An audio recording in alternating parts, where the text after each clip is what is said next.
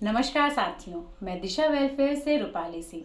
आज मैं आपको सिकल सेल योद्धा से मिलाने जा रही हूँ जिसका नाम प्रिया सिंह है। हेलो प्रिया। Hello ma'am. हाँ, आप अपने बारे में बताइए प्रिया। हेलो दोस्तों, मेरा नाम प्रिया सेन है और मुझे सिकल सेल बीमारी है। अच्छा प्रिया, आपको कब पता चला, आपके माता पिता को कब पता चला कि आपको सिकल सेल है? मैं जब 6 मंथ की थी तब मेरे पेरेंट्स को पता चला कि मुझे ये बीमारी है। इसके पहले मेरे 4 भाई बहन ऑलरेडी ख़त्म हो चुके हैं, तब उन्हें इतना नहीं समझ में आया कि ऐसा कुछ है। जब मैं पैदा हुई और जब मैं 6 मंथ की हुई तब उन्हें, जब मेरे साथ प्रॉब्लम्स होने लगी, तब उन्हें ये चीज़ पता चली कि मुझे सिकल सेल है।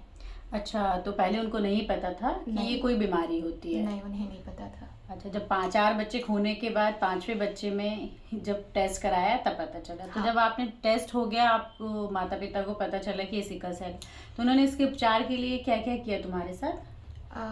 मेरे साथ जैसे इसमें मोस्टली क्या होता है कि ब्लड कमता है, ब्लड बनता नहीं है, तो ब्लड लगवाने के लिए वो हॉस्पिटल लेके आते थे। मैं तो अभी जैसे शहडोल में रह रही हूँ, इसके पहले मैं गांव में रहती थी जो उमरिया ज़िले के ग्राम बड़खेड़ा है, मैं वहाँ रहती थी। जैसे मुझे ब्लड कम होता था तो मुझे बहुत पेन होता था, सीवियर पेन होता था, बुखार आ जाता था, चक्कर आते थे, पेट में सूजन होती थी। तो कुछ वो जैसे घरेलू उपचार करते थे। तो पेट में सूजन है तो पहले बोलते थे ना कि गर्म पानी से सेके, तो वो सब करते थे। नॉर्मली अगर कोई पेन किलर है या पैरासीटामॉल है तो वो दे देते थे, ताकि मैं शहडोल तक, हॉस्पिटल तक मैं पहुंच सकूं, क्योंकि वहाँ ऐसी कोई सुविधा थी नहीं। मैं हमेशा से ही शहडोल आती रही, तो मैं उस टाइम गाँव में पूरे दर्द में, मतलब पूरे दिन मेरे को शहडोल आना पड़ता था। पूरा रास्ते जब तब तक पहुंच नहीं जाते थे तब तक हमें दर्द सहना पड़ता था। कितने कितने अंतराल में ब्लड चढ़ता था उस समय? पहले मुझे 3-3 महीने में ब्लड लगता था, लेकिन अब मुझे हर 15 दिन में ब्लड लगता है। अच्छा, और क्या क्या परेशानी होती है आपको? इस मतलब सिकल सेल है तो आपको क्या क्या कष्ट होता है, क्या क्या परेशानियों का सामना करना पड़ता है? मुझे सीवियर पेन होता है पूरे बॉडी में, मेरे जॉइंट्स में पेन रहता है हर वक्त, और कभी भी बुखार आ जाता है। मैं नॉर्मली ज़्यादा हार्ड वर्क नहीं कर सकती, और जैसे थक जाती हूँ, ब्रीथिंग प्रॉब्लम होती है मुझे, और बुखार, चक्कर आ जाते हैं। और जैसे अब ब्लड लगता है तो ब्लड लगते रहे, कभी कभी ऐसा होता है कि वेन्स नहीं मिल रही हैं, ब्लड नहीं मिलता कभी कभी, क्योंकि लोग ब्लड डोनेट नहीं करते हैं ज़्यादा। तो उनको ब्लड डोनेट करना चाहिए ताकि हम जैसे लोगों को ब्लड मिल सके। सही बात है। जब आप रक्तदान करेंगे तो सिकल सेल के मरीज और थैलेसीमिया के जो मरीज होते हैं उनको, क्योंकि उनको 15 दिन में रक्त लगता है, तो लोगों को जागरूक होना चाहिए इस बात के लिए। जीवन ही इसी पे डिपेंड है। बिल्कुल सही बात है कि इनका जीवन ही रक्तदान पर निर्धारित है, और ज़रूरी है, इसलिए आप सब भी आगे आके रक्तदान करें, ये बहुत ज़रूरी है। अच्छा बेटा, आप ये बताइए कि आपको जैसे ये सब बहुत सारी परेशानियां होती हैं, तो स्कूल में पढ़ाई लिखाई में क्या कुछ दिक्कत आती है या नहीं, ऐसा कुछ फ़र्क नहीं पड़ा? नहीं, दिक्कतें होती थी। ये दिक्कतें होती थी कि जैसे अब मेरे को तो ब्लड लगता है, तो मुझे हर वक्त हॉस्पिटल जैसे आना पड़ रहा है, या मैं बीमार हो जाती हूँ, तो इस वजह से मैं स्कूल नहीं जा पाती थी।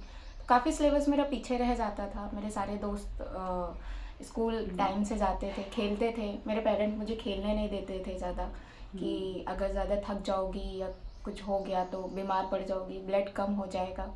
तो मेरे साथ ये, और मोस्टली जैसे ज़्यादा चीज़ें मुझे खाने नहीं देते थे। बोलते थे ये मत खाओ, ये खाने से तुमको ये प्रॉब्लम होगी, तुम्हें दर्द होगा, तुम ऐसा मत करो, तुम ये चीज़ें मत करो। तो हर एक चीज़ में टोकते थे, तो मुझे थोड़ा अजीब लगता था, बुरा लगता था।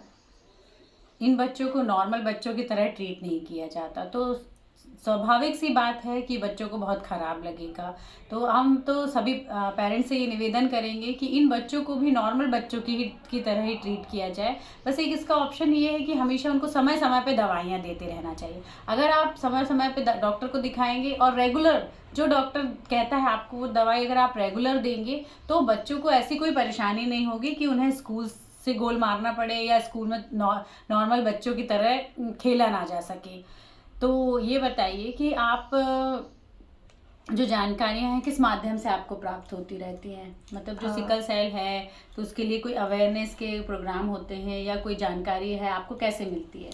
मुझे मैं एक ग्रुप में ऐड हूँ, दिशा वेलफेयर सोसाइटी के नाम से। उसमें रूपाली सिंह मैम ऐड हैं। वो हमें मतलब बीच बीच में सारी जानकारियाँ इसके बारे में देते रहती हैं। मुझे ज़्यादातर जागरूकता या फिर ज़्यादा जानकारी मुझे इन्हीं के थ्रू मिलते हैं, तो मैं इन्हीं से बात करती नहीं, हूँ। हमने तो बिल्कुल दृढ़ निश्चय किया है। दिशा वेलफेयर का उद्देश्य ही है कि थैलेसीमिया और सिकल सेल जैसी जो बीमारियां हैं उनको हमें जड़ से ही ख़त्म करनी है।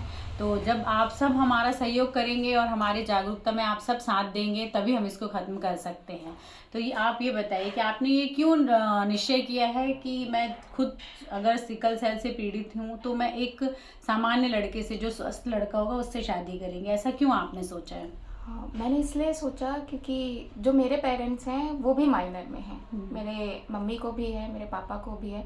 उनके थ्रू ही ये बीमारी मेरे में हाँ, आई है। मतलब कि दोनों तो माइनर हाँ, है, तो ये माइनर की अगर शादी होती है तो बच्चा मेजर मेजर आता है। तो जब ये जेनेटिकली ही है, तो अगर मैं तो खुद इस चीज़ से बीमार हूँ, मैं खुद इस चीज़ से पीड़ित हूँ, तो अगर मैं सेम इसी पीड़ित बच्चे से या लड़के से शादी करूँगी हाँ। तो मेरे आगे आने वाली पीढ़ी में भी ये बीमारी जाएगी। पर हमें तो बिल्कुल इसे सही जड़ बात से है। ख़त्म करना है ना।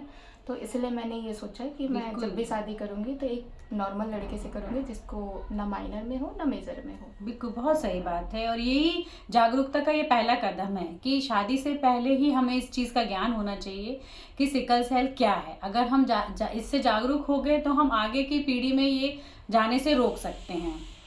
तो जब आपने ये निर्णय लिया तो आपके परिवार और आपके समाज और घर के लोगों ने आपका साथ दिया, या फिर उन्होंने भी कुछ कुछ बोला कि नहीं ये सब नहीं करना चाहिए, या फिर कोई बात कही कि साथ दिया कि नहीं नहीं बहुत अच्छा निर्णय है, हम बता के करेंगे, ऐसा क्या क्या सहयोग है उनका आपके?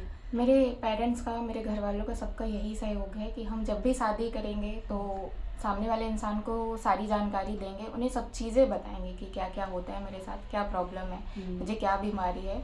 और मेरी शादी करने से पहले हम उस लड़के का भी टेस्ट करवाएंगे ताकि उसको ना कोई बीमारी हो, फिर ही हम करेंगे। तो मेरे घर वाले पूरा सपोर्ट करते हैं। बहुत बढ़िया। देखिए, आप सभी को भी जागरूक होना पड़ेगा कि अगर हम जागरूक होके शादी से पहले, शादी होने वाले बच्चों की, सभी के, ये पहले हम माइनर की जांच करा लें कि माइनर तो नहीं है, और अगर 2 माइनर होते हैं तो उनकी शादी हम ना करें।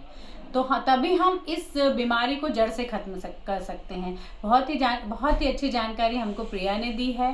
तो जैसे प्रिया ने निर्णय लिया है कि हम स्वस्थ व्यक्ति से ही शादी करेंगे, ऐसे आप सब भी जागरूक होइए और अपने आस पड़ोस के लोगों को जागरूक करिए कि पहले थैलेसीमिया और सिकल सेल का ज्ञान, फिर शादी और संतान। Thank you so much. धन्यवाद।